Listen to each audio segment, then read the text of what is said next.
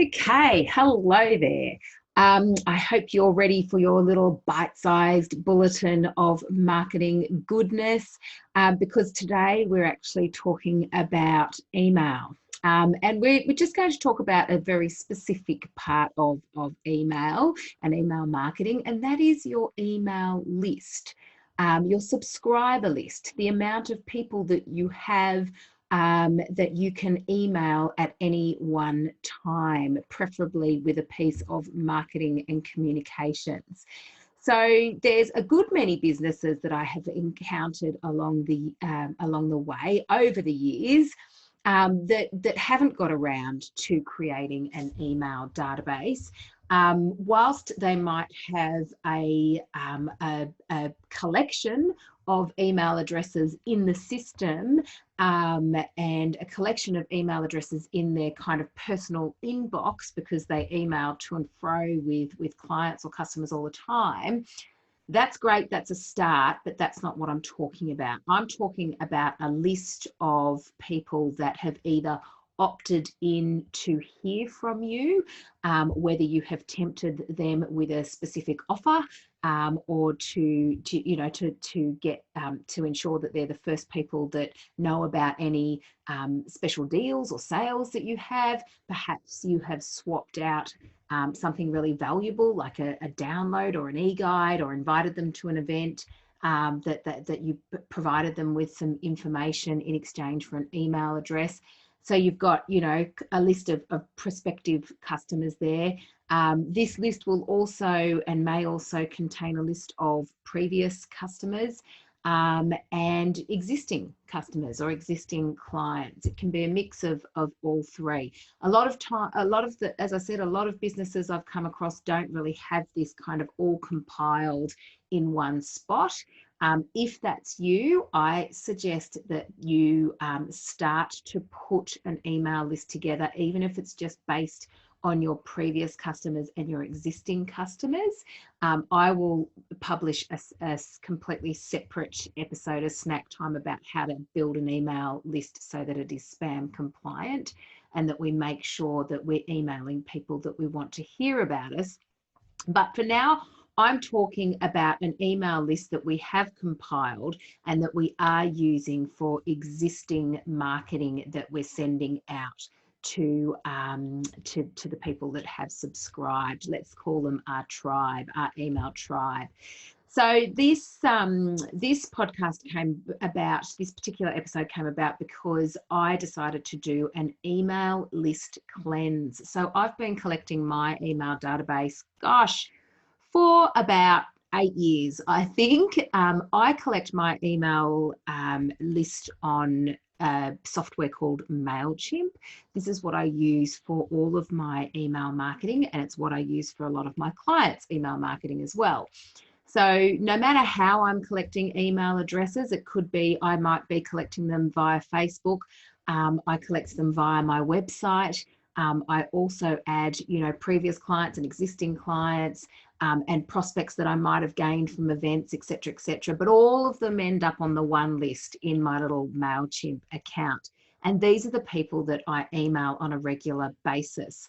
But because I've collected this list for so long and just realized recently that I hadn't actually gone in and cleansed that list ever, which is, mistake number one. But it's not really something that I had placed a lot of kind of thought around. I'm about to start using my email database a lot more in my business. So this is what's kind of prompted this. But whilst I emailed people quite regularly, I'd never actually kind of gone back and had a look and seen what the quality of my email subscriber list was. So I did that a couple of weeks ago, and I thought I would share an activity that I recommend that you all do. Because what I found when I went back and audited my list was that there was some kind of really concerning things happening. Number one, the first thing I discovered was I actually use personalization in my emails that I send. And what I mean by that is when I send out my email, I'll write, hello, and then I'll insert the first name. So whether that be, you know, Miranda or Bob, so that within the software itself, I can just put like a little mail merge tag, and it should pick up the first name of all the people that are on my database.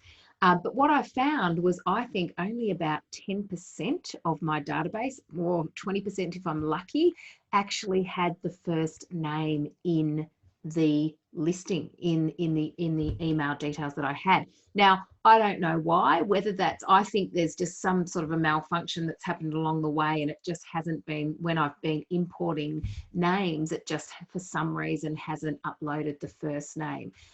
So that was disturbing, because I thought, wow, like only, that means like only 80 or 90% of my list are getting that, the true value of the personalization in their email. And personalization, particularly if you use it in the subject line, it sometimes it can freak people out.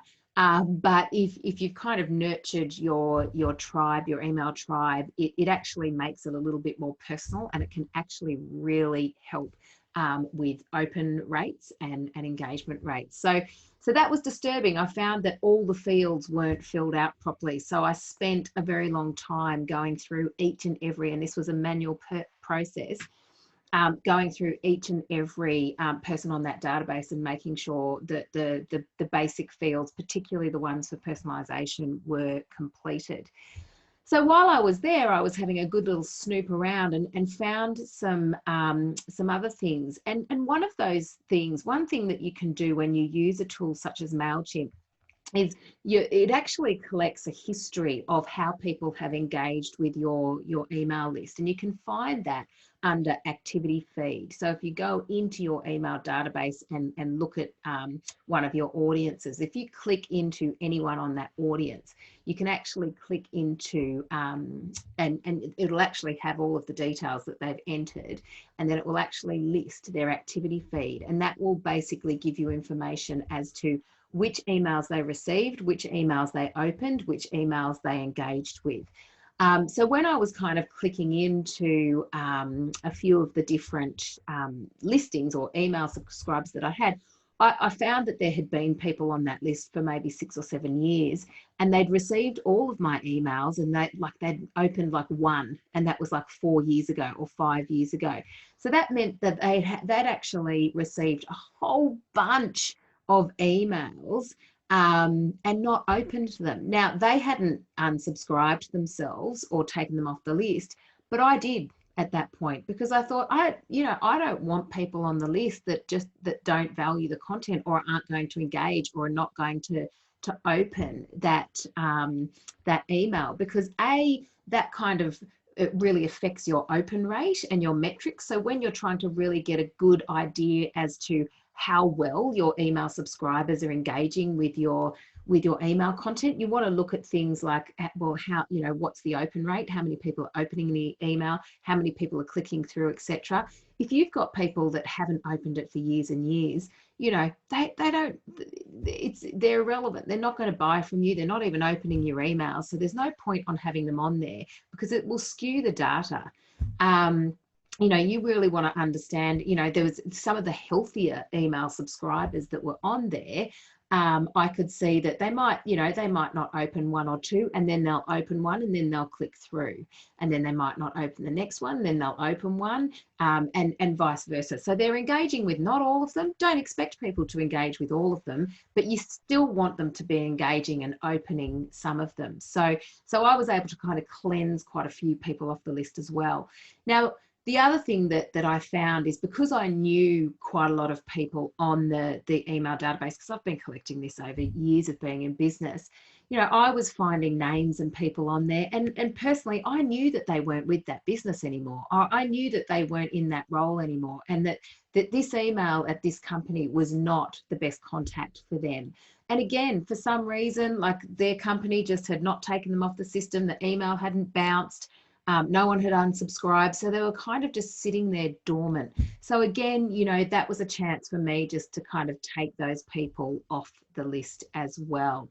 So now, you know, after I have done that email cleanse, I feel really confident that I've got a database full of people who want to hear from me. You know, I've got the as much detail filled out as possible, so that I can confidently personalize those emails when I want to. Another thing that I can do to really kind of make that email database robust and really viable is segment those people. So while it's still at a manageable kind of level, and I'm talking, you know, hundreds and hundreds, but we haven't clicked over the 1,000 yet. Whilst it's at that really manageable level, you know, I can actually manually go through and segment. You can segment the database using tags. So that in the future, when I do have, you know, thousands and thousands, if I get the kind of habit and the structure of the email database sorted out, it just means that from now on I'll collect data and make sure that it's all tagged and make sure that all the, you know, the columns are completed, etc., and so that I'll have the confidence that this is a valuable resource.